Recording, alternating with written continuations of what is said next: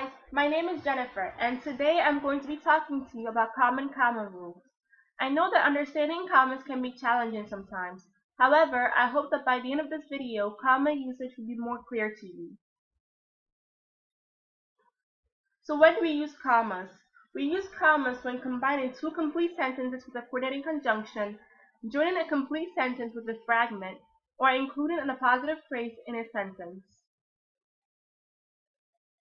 To start off, we will discuss combining two complete sentences with a coordinating conjunction. A complete sentence is called an independent clause. Independent clauses can stand on their own. They are sentences that are complete. An example is he hit the ball well, or he ran towards first base. As you can see, these sound complete.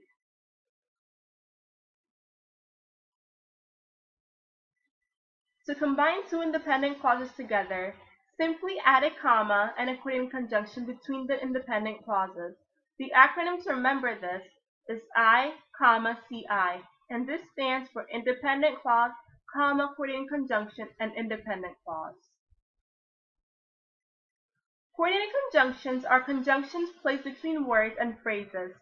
The 7 coordinating conjunctions that are typically used when joining independent clauses and independent clauses are for, and, nor, but, or, yet, so.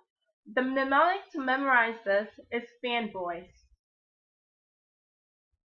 Here are some examples.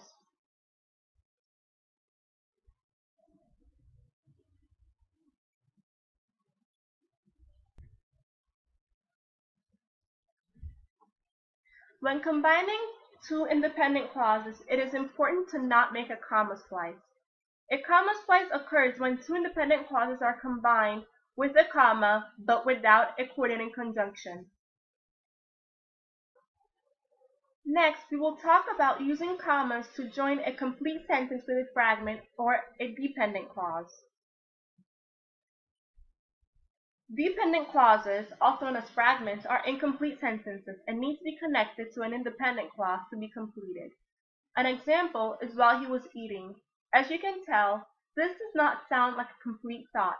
Something must be added to it, and this something is an independent clause. To complete a dependent clause, simply place the dependent clause first. Afterwards, add a comma and an independent clause. The acronym to remember this is D, and it stands for dependent clause, independent clause. Here are some examples.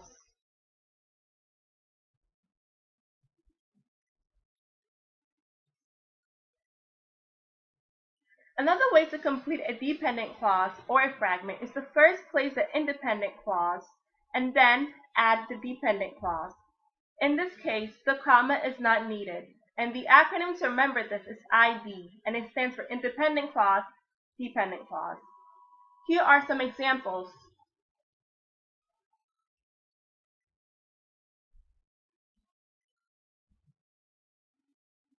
The third use of commas occurs when including the positive phrase into a sentence. Appositive phrases are little interjections used to give more detail in a sentence. If they are removed from the sentence does not lose its meaning. Here's an example sentence. Janice, a high school student, is studying for the SAT. If the appositive phrase a high school student is removed from the sentence does not lose its meaning. It would simply be Janice studying for the SAT. To include an appositive phrase in a sentence, place a comma before and after the appositive phrase. Here are some examples.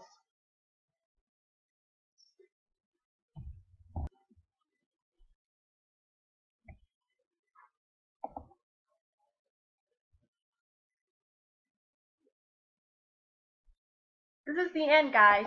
Thanks for watching. I hope that now that you've watched this screencast, you'll be able to avoid common comma mistakes.